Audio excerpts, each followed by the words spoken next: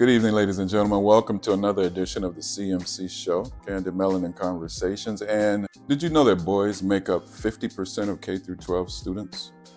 Yet, 89% of elementary school teachers are women. 72% of middle school teachers are women. And 60% of secondary or high school teachers are women. Did you know that 80% of those women teachers are white? Did you also know that boys make up 65% of special education students? How about boys are roughly 2.5 times more likely to be suspended or expelled from school than girls? 72% of all expulsions and 70% of suspensions were of boys. Did you know that boys tend to receive more severe punishment than girls for the same behaviors, especially if they're Black or have a bigger body type? Did you know that 58% of all college students are female? As a result, women outnumber men in graduate programs, and that's by a margin of 2-1. What am I trying to say?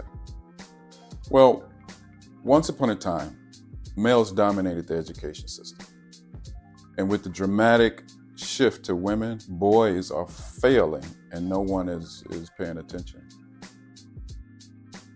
In a female-dominated workforce, the expectation of sit still, pay attention, follow directions, don't question me, well, that clashes with boys' natural development. And biologically, boys are more likely to be physically active, impulsive, and in need of movement. And so these classrooms that are dominated by routines and quiet compliance that really penalizes restlessness, that means that boys are in trouble. Now, I'm a 10-year special education teacher, and it's entirely too easy for women to push kids that are perceived as trouble in the male classrooms. I won't bore you with my anecdotal experiences, but what I will say is what I've noticed is most white women either don't have a clue of how to teach boys or they don't give a damn. Sorry, it's what I see.